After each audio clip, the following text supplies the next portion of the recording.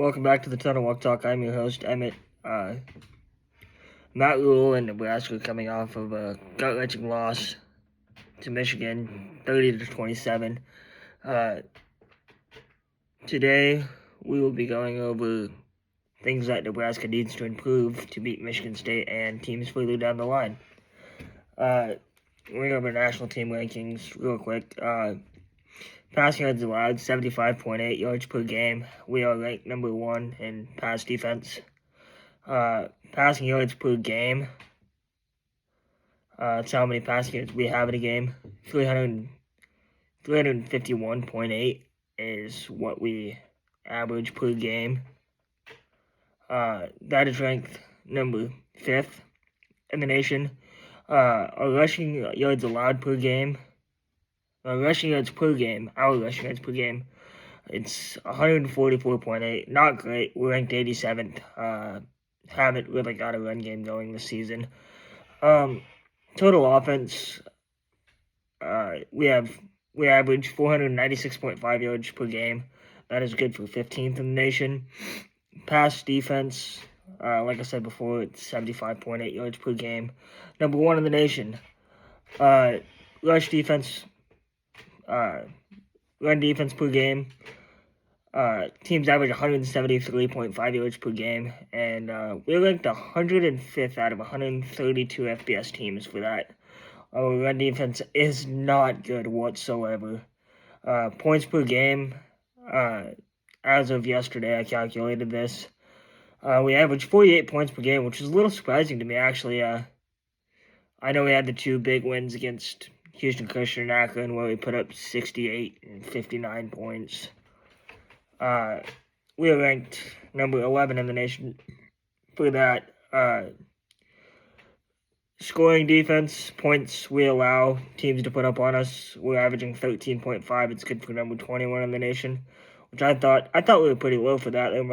I didn't look at all the national rankings. There must be teams that are just consistently shutting people out. Statistically, we look great in most areas.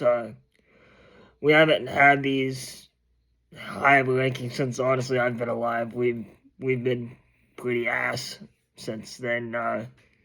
Last 3 years, Matt Rule has really turned this team around. But we look great on paper, but it doesn't really translate to the field on Saturdays. So I'm going to give you some things that we need to work on or improve before the end of this week, going into Michigan, and we'll continue to work on in the Michigan State game week. Our first one is run defense discipline. We're allowing 173 yards on the ground per game. That is absolutely terrible. We should not be allowing that many on the ground. That being said, I do expect Michigan State to come in and run the ball a lot. Aiden Childs and Mekhi Frazier. Yeah, Mekhi Frazier, I think is his name, and then Brandon Tillis is their second running back that they use quite a bit. I expect them to run a shit ton this week. Our D-line needs to be able to shed run blocks, which we have been absolutely atrocious in this season. We cannot get off blocks. Our D-line is very small weight-wise. I don't think we have a guy above 300 pounds right now. If we do, it might be Riley Van Poppel and Elijah Judy, and that's it. Everybody else is 280 to 295, which is way small for the Big Ten. And quite frankly, FBS, that's FCS numbers. That's what you'd find in a team like Houston Christian. We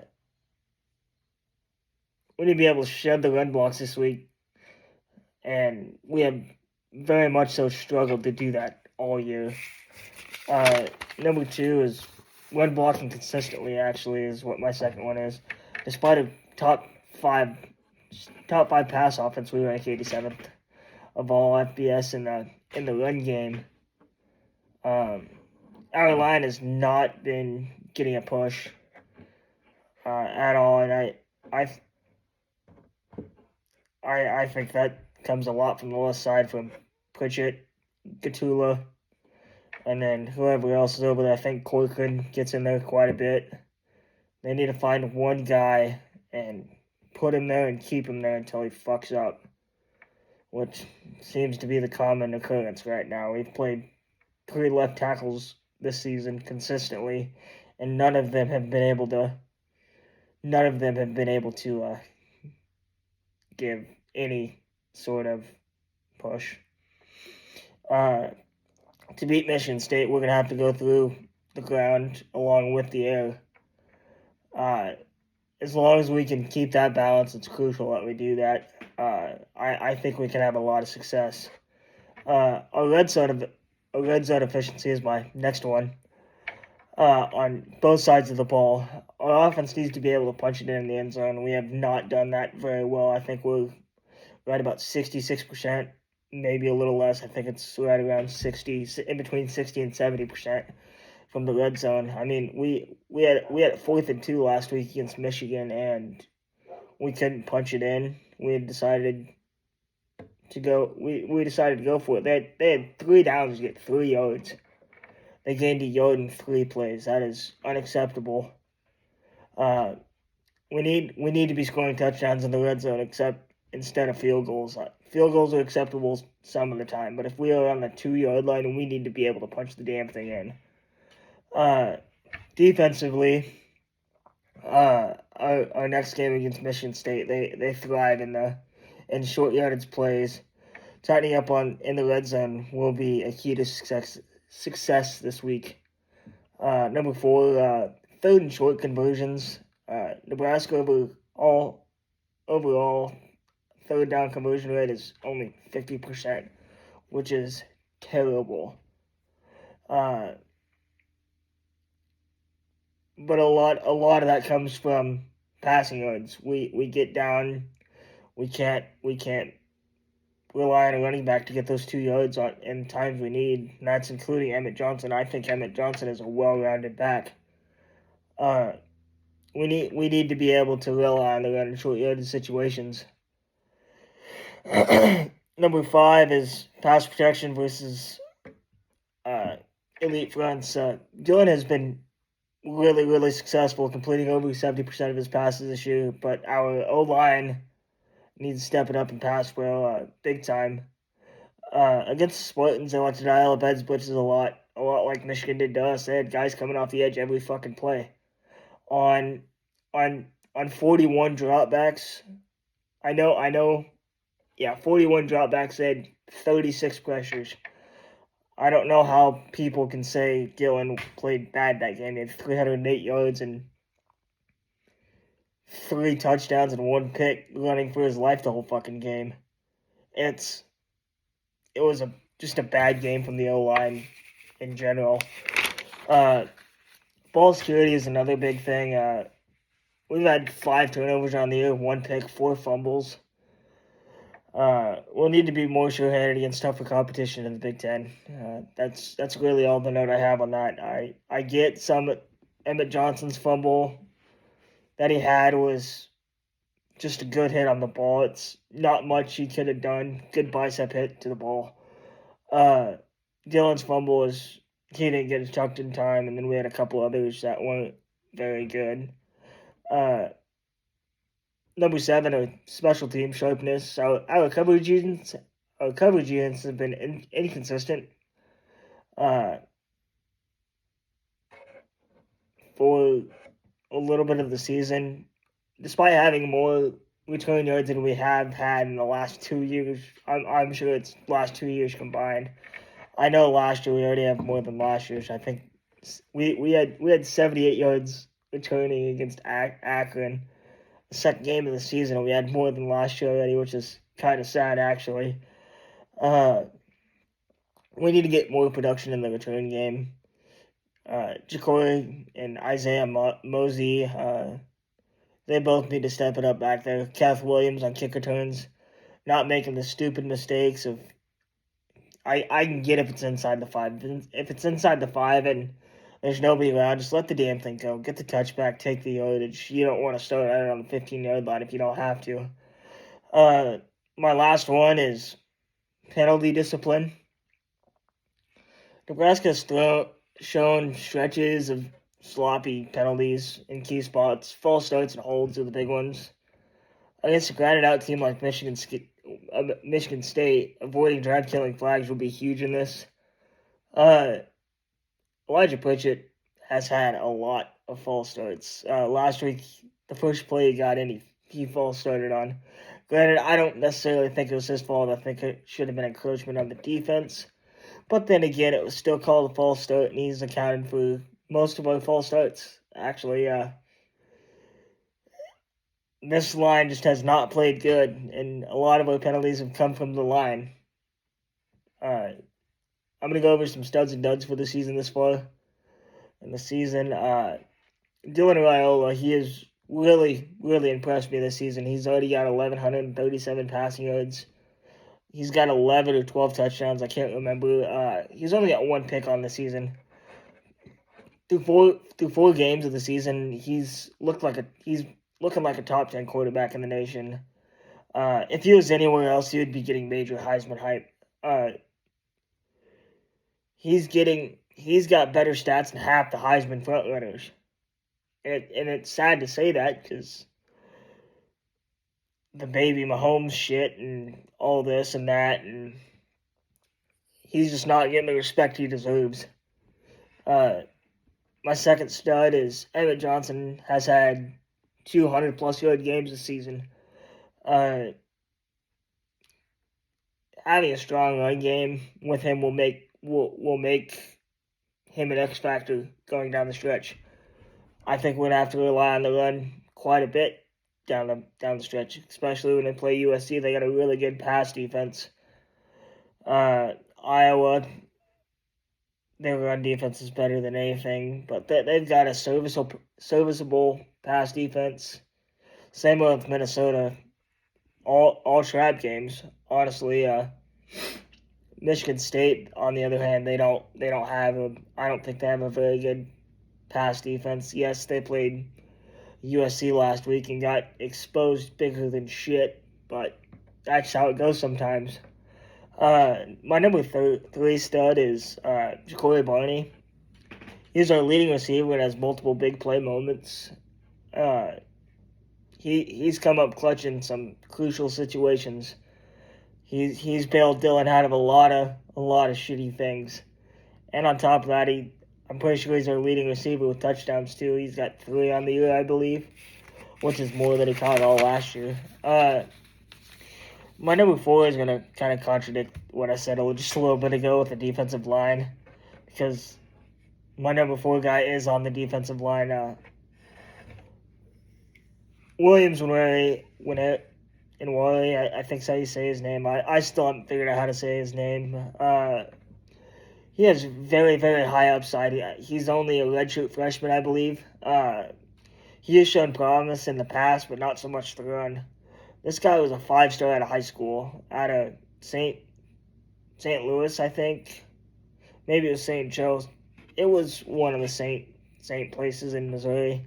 But he was really, really close to committing to Nebraska last year as a 5-star, but ended up passing on Nebraska and staying home, not getting the playing time he needed, transferred in. I think he's got a lot of upside, and he just needs to develop. My 5th stud's another receiver, believe it or not. Isaiah Hunter. He's a true sophomore. Transfer from Cal. Has almost 200 receiving yards and 1 touchdown of the season. He has shown very good flashes. He is very sure-handed. He is quick. He's not blazing quick, but he's quick enough to get open and has enough agility to shake a defender down. We're going to go into my duds. Like I said, this is going to contradict the last thing I just said with Williams and Wary. But my first dud is the defensive line. The defensive line has had a lot of struggles this year so far. especially in getting pressures to the quarterback. No matter what blitz we dial up, they cannot get back there. We had troubles against Houston Christian and Akron. I know we had recorded a few sacks in there. I think they need to blitz Deshaun McCullough more out of the linebacker position, jack position. He's quick. He's big. He's just a guy that they need to use more in blitz packages. My number 2 dud is Elijah Pritchett. I really do not like this dude. Every game he's played, he's had one or more false starts. When he's not getting penalties, he's letting Dylan get locked left and right in the backfield, making him run for his life. Even that. He was a 5-star coming out of high school. Committed to Alabama. He was one of.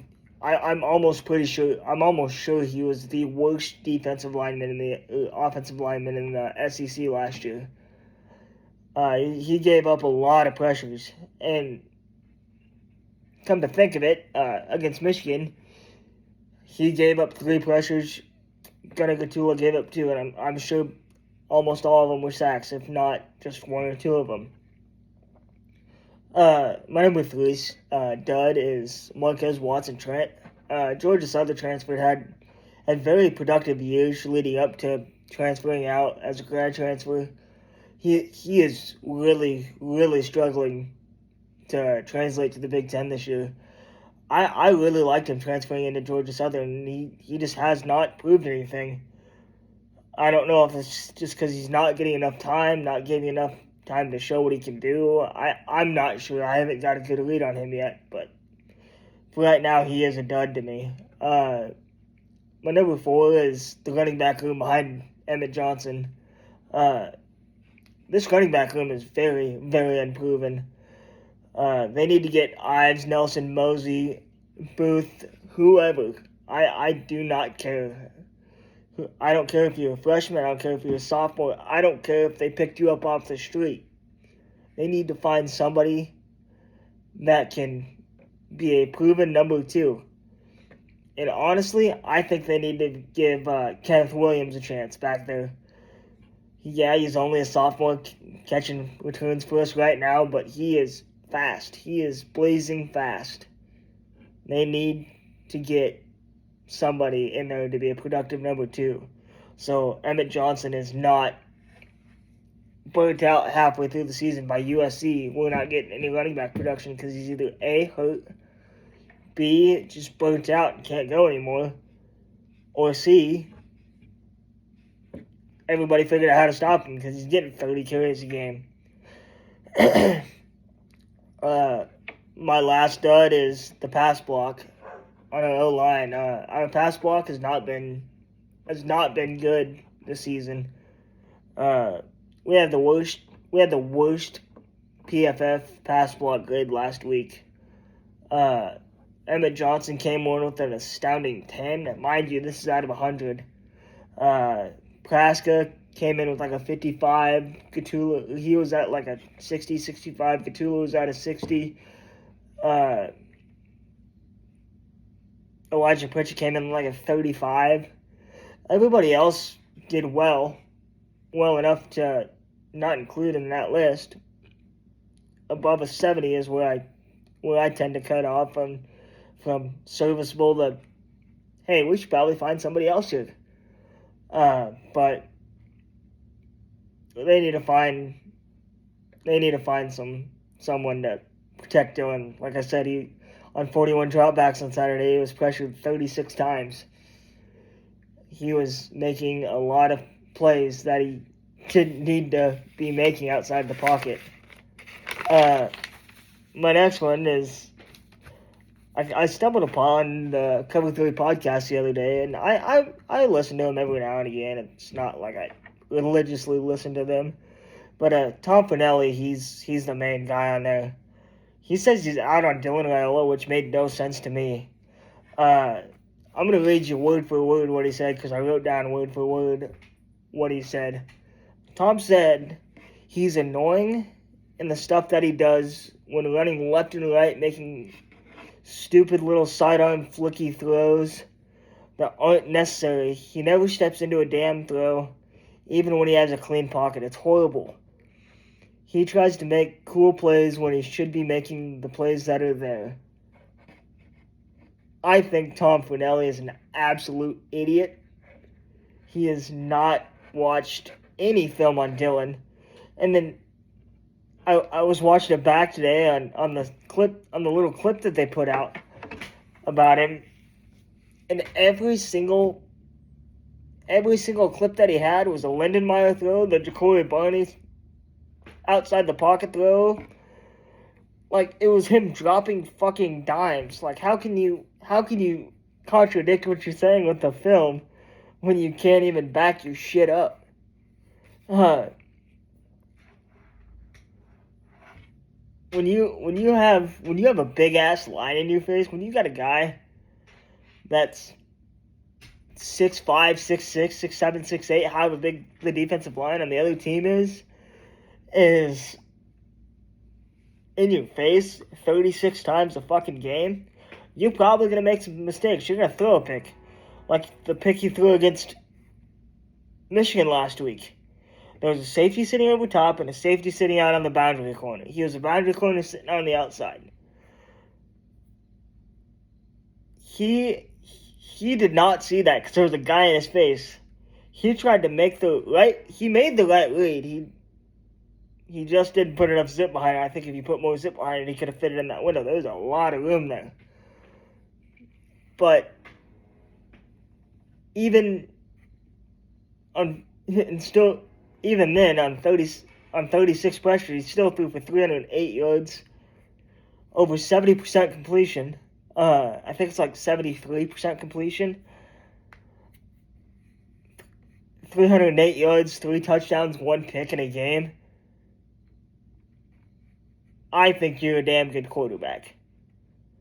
Now you look at, I don't know, DJ Lagway, that was projected to be this Heisman great and a top 10 quarterback coming in. You want to talk about a shitty fucking quarterback? Go watch his film. Go watch every game he's played this season. He's had multiple picks against, quite frankly, bad teams that shouldn't be ranked. And then you look at, I don't know, like Cade Klubnik. They're fucking 1-3. They were a national championship favorite. Cade Klubnik has, I think, 6 touchdowns and 2 picks on the year. Has under 600 yards passing. I don't know. I don't think he's getting enough respect that he deserves. I think Tom just doesn't. I don't think he watches football. There's no way he fucking can. You call yourself the Cover 3 podcast and can't even fucking pick out a single bad play that he threw without a guy in his face. He has 100,000 subscribers on his channel, and every subscriber that listens to that idiot doesn't know ball, spreading false narratives about other teams, and especially Dylan Raiola, as he did. He's a fucking idiot. I used to like Tom Forneli. He seemed like he knew what he was talking about, but you don't know. You can seem what you know like you're talking about and be an absolute idiot about it. Yeah, next week's schedule, I'll release my Michigan State preview Sunday or Monday probably. That's what I'm aiming for. It just depends on when my daughter goes to bed or if her mom's home. It just depends. It'll be after all the stats get updated from the week, so they're accurate. And my post-game reaction for Michigan State will hopefully be Saturday after the game. If not, the latest it'll be is Sunday. But yeah, I still think this team has a lot of upside to it. I still think 9-3 is possible. I'd even aim for 10-2. I don't know. USC is a toss-up game. I think it'll be a toss-up game that's in Lincoln. Penn State, I think we can hang with them. I don't think we're going to win that game. Yeah, we go to Minnesota in a couple weeks. That's a big trap game. I'd like to say Michigan State's a trap game, but they just haven't looked good. They're missing a bunch of guys. I don't know how to lead this team yet. It seems like they're playing really well besides their offensive line, and besides their lines on the both sides of the ball. But I just can't get a good read on them. Thanks for watching. Remember to like and subscribe. Go Big Red.